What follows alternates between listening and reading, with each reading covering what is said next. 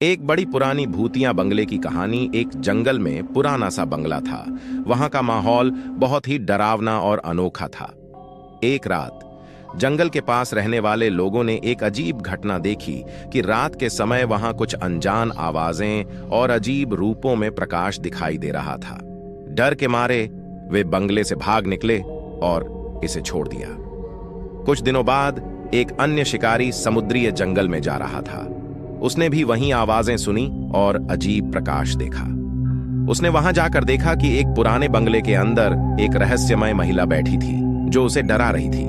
उसकी आंखें लाल थीं। ये देखकर वो वहां से भाग जाता है। उसे बाद में पता चला कि वह महिला बंगले की पिछली मालकिन थी, जिनकी मौत एक अजीब और भयानक घटना के कारण हुई थी। इसके बाद वहां का रहने वाले लोग उस बंगले से दूर रहने लगे। बंगले के रहस्य को सुलझाने के लिए कुछ जागरूक युवा उस जंगल में एक विशेष अनुसंधान की शुरुआत की। उन्होंने बंगले के इतिहास और उसकी पिछली मालकिन के बारे में बहुत कुछ जाना।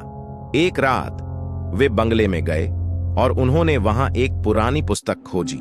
उस पुस्तक में लिखा था कि पिछली मालकिन ने एक विशेष मंत्र का उपयोग करके बंगले को एक दुनिया के और दिखने वाला बना दिया था, जिसकी असली स्वरूपता किसी को नहीं पता था। दिखने में ये एक बंगला लगता है, लेकिन उस मालकिन ने उस बंगले को शैतानी दुनिया से जोड़ दिया। जब उन लोगों ने बंगले की एक गुप्त जगह में जांच की तो वहां उन्हें एक पुरानी प्राचीन संगीत का बॉक्स मिला।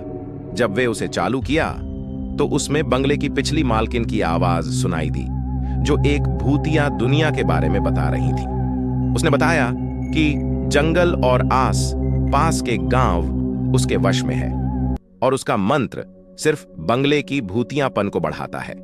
यह सब सुनकर उन युवाओं को समझ आया कि उन्हें बंगले के रहस्य को हल करने के लिए किसी पावरफुल मंत्र का उपयोग करके इसे बंद कर देना होगा।